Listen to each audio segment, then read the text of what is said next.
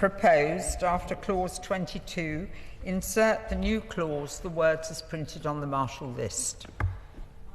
I've put my name down on amendments 101B and 141A, tackling this issue of employment discrimination on the basis of political opinions, because I did want to probe if the government can see this is a real contemporary issue that needs to be tackled, however it does it.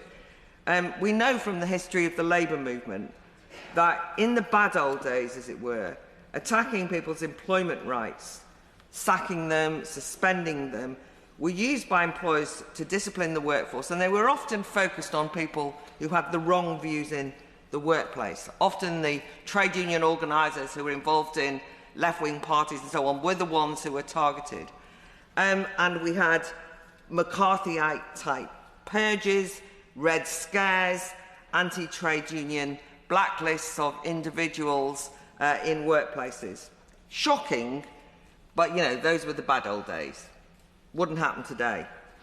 Except that I think we are witnessing something similar today, even if the political opinions of the victims might be very different and it might take a different form.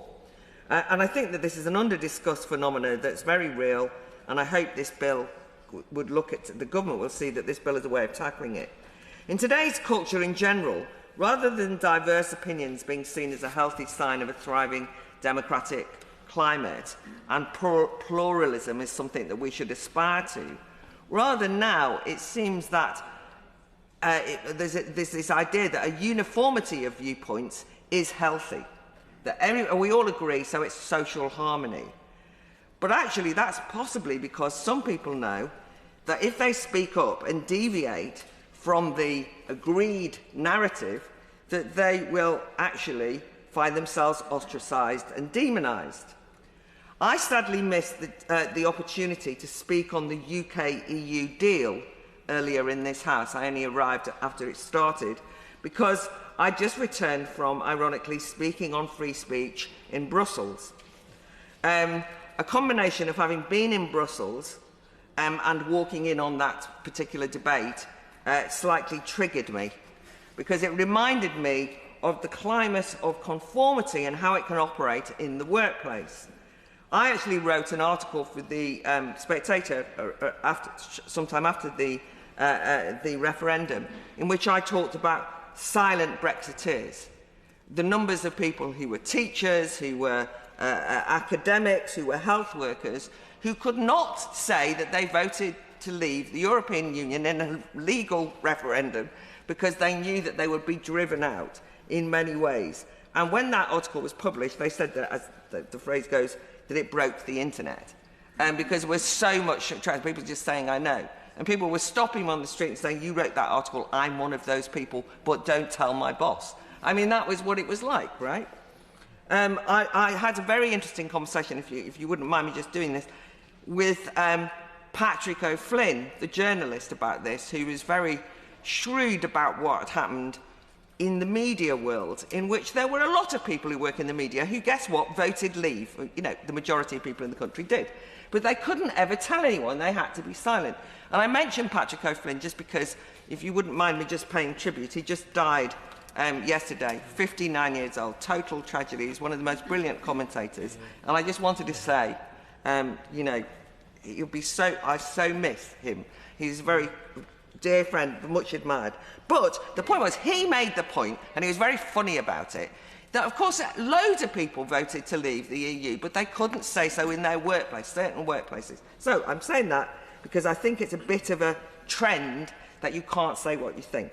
And so I think this issue of discrimination in the job market is something I think Noble Lord Young of Acton has been really right to bring up and has articulated the breadth of the issues the amendment seeks to make.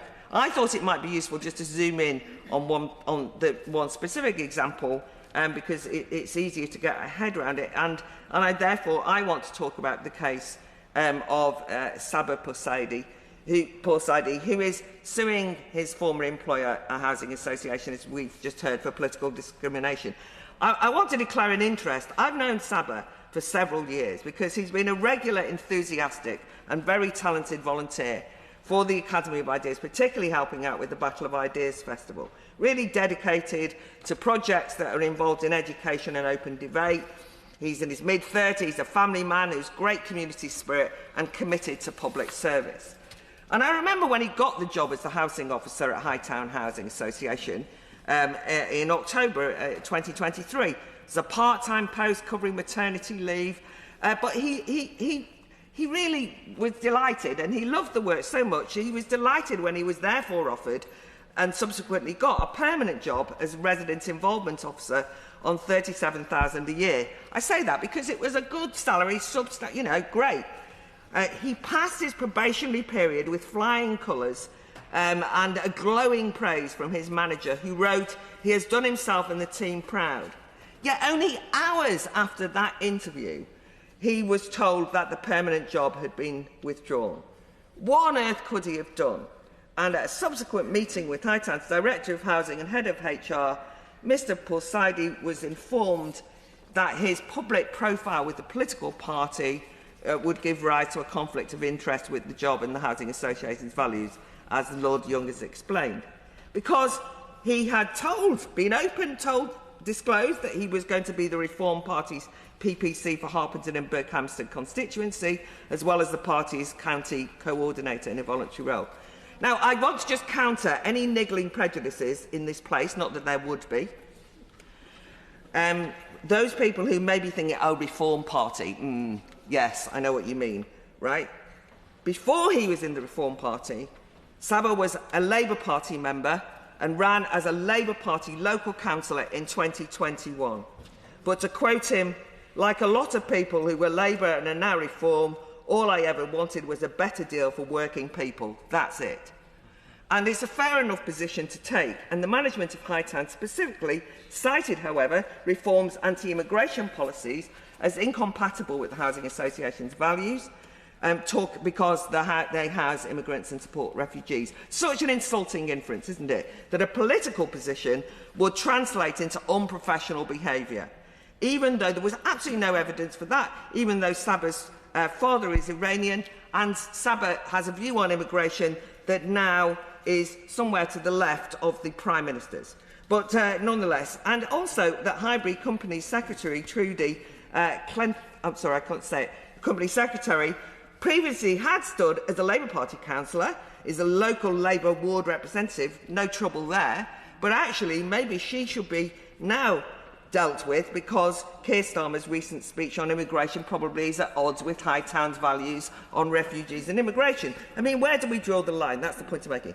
Saba was informed that he would not be eligible to work for any roles that were public-facing, by the way, because of the potential that, quote, residents may feel uncomfortable if they were aware of his political associations. Goodness, I mean, the association manages over 9,000 homes in Hertfordshire, Buckinghamshire and Berkshire. After the local council elections, we can be sure that a substantial number of those residents, householders, customers, will have voted Reform. Maybe they too will face eviction for wrong political thing. All of this has had a toll on Saba, who was sacked from the job he was so proud that he just got. In an interview in the media, he explained, "I couldn't breathe. I was completely speechless. My world fell apart. I was completely blindsided. While the job was on the table, I had financial stability and the chance of earning some proper money, and it's all gone. I felt like I was crushed, like vermin, like some sort of untouchable." No wonder after that ordeal, he is suing the Housing Association for political discrimination. But as the Noble Lord Young has described, I don't think we can resolve this by one tribunal after another, one tribunal and another tribunal, and there's a huge backlog. So the sting of the tail is that Saba's tribunal hearing will not be until July 2027. It's horrible that he has to wait so long when it's obvious it's political discrimination, it seems to me. I'm glad to report that Saba is keeping himself busy and productive. The reason why he's here watching this debate is not because he wants to hear about himself, but because he was in the vicinity of Westminster at a Young Leaders event, because that's the kind of guy he is, right? And I invited him to come in. Here he is listening. And the thing that he said before we came in here, this is not about me. It's about everybody who's facing political discrimination in the workplace. And I hope, therefore, we can use this legislation as a vehicle for tackling it. And I think that the government will understand, because of its proud history of tackling discrimination against workers over the years for their political views in the Labour movement, that they'll be sympathetic to these amendments.